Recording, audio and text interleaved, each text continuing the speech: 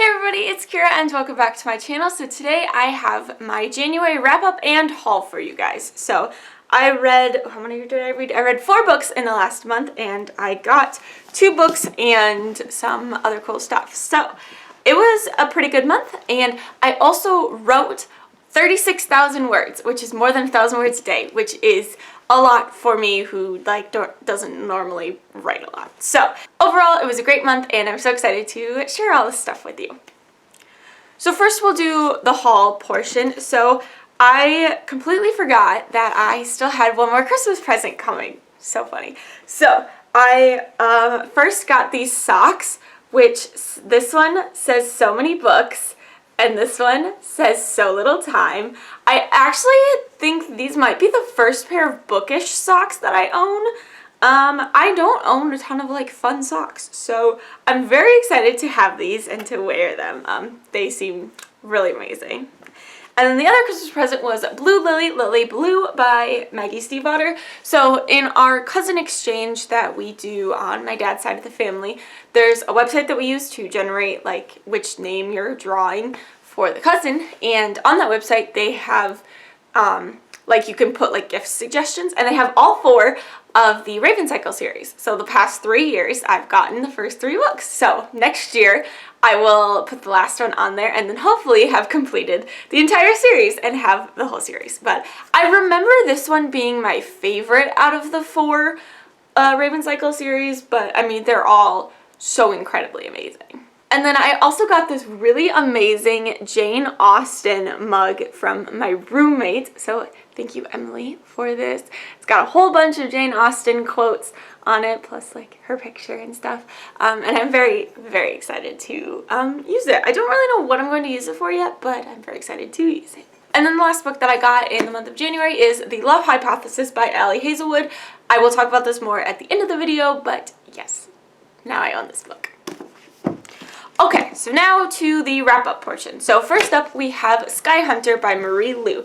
So this, I actually just randomly picked up from the library because I had been seeing this one and the second one, Steel Striker, like all over, just at the library specifically, and I've seen it online a little bit too, but like the covers are really cool, so I was like, I don't know, this sounds really interesting, so I picked it up. So this is a fantasy, I would say, book.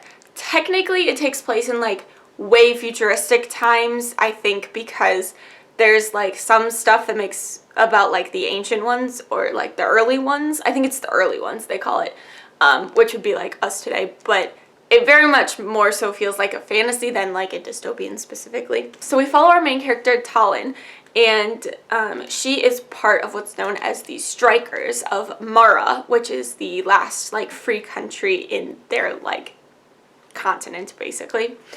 And so they are these elite warriors that like train in pairs. And Talin is interesting because she does not speak. She had an accident when she was really little, and she's been unable to speak since then. She and her friends are fighting against the country trying to take over everybody, which is Carenza.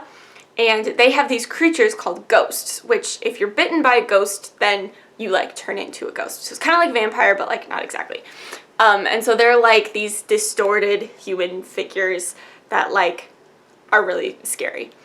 But Carenza knows how to control the ghosts, which is important information for later.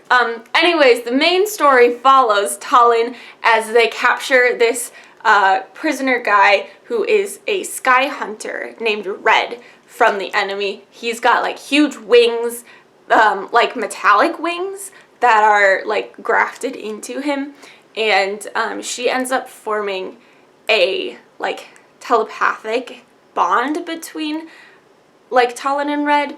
So there's a lot of talk about like connection and empathy and telepathy, which is super cool, and like understanding each other. There's a lot about like communication and the importance of it, because like Talin doesn't speak, so she uses hand signs. All of the strikers use hand signs to communicate with each other when they're like out on the field. But then you also have this breakdown of communication because Talin is from a different country who then like came to Mara to like fight for freedom. And so she speaks a different language as well as like the Mara like language, but then Red is from Carenza, who also speaks like a completely different language. So there's a lot about like languages and stuff, which I thought was really interesting. And I don't know, it was just so cool. I'm doing a terrible job explaining this book, but it was very, very fascinating, and it ends on like a big cliffhanger, so I was very glad. I have the second one. I'm currently reading the second one, and the second one deals a lot about like what do you do when you're like stuck and you're a prisoner, and like who has power over you, and I don't know, it's so cool. But it's like set in this like futuristic fantasy dystopian, I don't even know what to call it, world. It's very well written and really enjoyable, and I really liked reading this. Then I read one that like took me a while. That is I Believe in a Thing Called Love by Maureen Goo. This is a romantic comedy. I struggle with rom-coms so much because the secondhand embarrassment that I get from these characters in movies and in books just like stresses me the heck out. So it took me a while to read this one. I borrowed from my friend Molly, so thanks to Molly for letting me borrow this. This follows our main character Desi, who is very much like a control freak, and but is like top straight A student, like in all of the extracurriculars and everything. She meets this guy named Luca, or this new boy comes to school, Luca, and she like instantly falls for him. And so she's like, but she's never had success in relationships, and she does what her friends call flailures, where she just like fails epically, but it's like embarrassing kind of fails in front of anybody she's ever had a crush on. So she ends up watching a K-drama or two and realizes she like makes a list from this K-drama, or from a bunch of K-dramas that she watches, and like here's how to get the guy kind of thing. So it was funny and cute, but also like I struggled with it. I just am not a huge fan of rom-coms in general, and like I don't watch K-dramas, so there was a lot of references. I think it did a really good job. Like if you don't watch K-dramas, you can still totally understand what's going on, but I think if you watch K-dramas, you'll be more excited to see like all the little things and like the specific K-dramas that Desi is watching in here. I don't know, it was interesting, but it just like took me a long time. Like there's one scene where they were going to a party, and I was like, I literally had to put the book down for a day because I'm like, I just know that this is not going to be good. So I feel kind of bad, but also like, I mean, it was a really cute book, and if you like rom-coms, you will definitely enjoy this. It's just not really my thing. Then I reread Redeeming Love by Francine Rivers because the movie edition of this, or the movie adaptation of this book came out. So this is a retelling of the book of Hosea from the Bible, if you didn't know. But it takes place in 1850s California, so during the gold rush era. There's a prostitute named Angel, and then there's a farmer who comes to this like rundown town in California called Paradise. So this farmer, Michael Hosea, hears a call from the Lord to marry this prostitute. And he's like, okay, yeah, that does not sound great, but sure, Lord, I will follow you.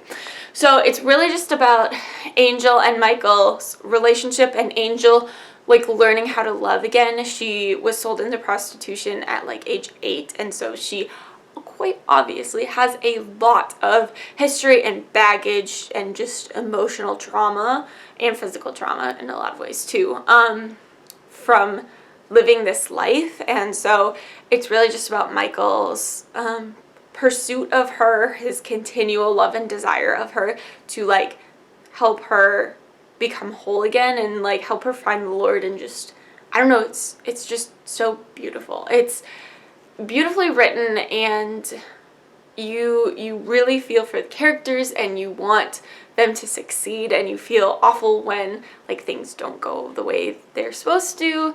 And just watching Angel's journey, and how like in the end a lot of it is like her finding the Lord and saving herself too, and then like still choosing Michael Hosea. It's just so incredibly good. The movie adaptation is very well done, although I was kind of sad. There's like a family that comes to stay with Michael and Angel for a while. And in the movie, the family doesn't have nearly as big of an impact as they do in the book. So that was like one of the biggest things that I think they changed, mostly because they didn't have time to like sit and develop this huge family relationship that, and like the impact that it has on Angel. But yeah, it's really well done, beautiful book. Highly encourage you to read it. And then the last book that I read in the month of January is The Love Hypothesis by Ali Hazelwood. So I borrowed my friend Elizabeth's copy, so thank you, Elizabeth, for lending it to me. Your copy is over there. This is my copy. So basically, Elizabeth doesn't lend out her books to just anybody, but she was like, I know you'll take very good care of it, so here you go. She also has a signed edition, must say. So I was very careful with them. But I'm halfway through Steel Striker, which is up here, actually. I'm halfway through Steel Striker, which is the sequel to Sky Hunter, right? So I was like, she gave me her book, and I was like, okay, I will finish the book I'm currently reading, and then I'll just sit and read this. And then I was like, there was just one random night where I was like, okay, but I really want to read this, because I've been seeing this everywhere. And I was like number 3 or something on the holds list for it at the library, so that's why I was like number 11 at one point in time. So it was taking a while to get to me at the library, which is why I was very glad Elizabeth gave me her copy, or let me borrow her copy. So yeah, one random night I was like, I just can't resist the temptation, so I started reading it. I think it was like 5 or 6 o'clock at night, and I kept reading, and I was like, I'm totally gonna finish this book tonight. So I read it all in one night. I finished a little bit after midnight, so I didn't stay up like way too late to read it. But yeah, this book, it's funny because like, I'm not a big romance person, but like 3 out of the 4 books I read this month were romances. So I don't know what that says about me and my changing reading taste, but you know. So basically, this book, if you don't know, it actually originally started as a fan fiction and then switched into an actual book. And it reads like a fan fiction in the best way possible. It's such a fast, easy read. There's just enough of like backstory and emotional trauma to like allow for the romance stuff to happen, I guess. I don't know. Is that what makes a good fan fiction? Is like if you have you could sprinkle in some good like backstory trauma stuff. I don't know. Anyways, it's about this girl named Olive who is a PhD student trying to study pancreatic cancer. Side note, the way that this book is described on like the back of the book and like on Goodreads and stuff is not necessarily how I would describe it, so it's very interesting. But basically her best friend, Olive's best friend, really likes this guy who Olive went on a couple of dates with, and to convince her friend that she is no longer interested in this guy and her best friend can go for it, she ends up kissing this professor who is known to be like super mean and really hard on his students and stuff. His name is Adam. And so she ends up kissing him, and then she's like, oh crap, what did I just do? And so they end up starting a fake relationship, or a fake dating relationship, and things just spiral from there. There's a lot of really fun tropes throughout this book, and I feel like it was well written, and the ending was so good, just amazing, and I don't know, everything about this was really fun. It's really interesting though because I am like the opposite of like a woman in STEM, so like it was weird for me to read this because I was like, I'm so out of my depth with like the science stuff, and just like, not that there was any like specific science in here necessarily, but I know that there was a couple of times when she was talking about like her research methods and like the stuff she was doing in the labs and stuff, and like I know nothing about that. Like chemistry, high school chemistry was about like the most that I got science-wise. So like it was interesting reading this from an outsider's perspective. I'm sure if you are like more of a science type person, you would understand some of those like little things better, but yeah, I don't know. It was just really good, and like my friend Elizabeth said, like I can't stop thinking about this book now. It was just really, really well done. So yeah, those are all the books that I read and got in the month of January. Comment down below, let me know what you guys read last month, or if you've read any of these books and want to chat about them. I'd love to talk to you in the comments. So yeah, that's it for this video. Thank you guys so much for watching. I hope you enjoyed. If you want to follow me on social media, all my links will be in the description as always. Thanks again for watching, and I'll see you next time. Bye!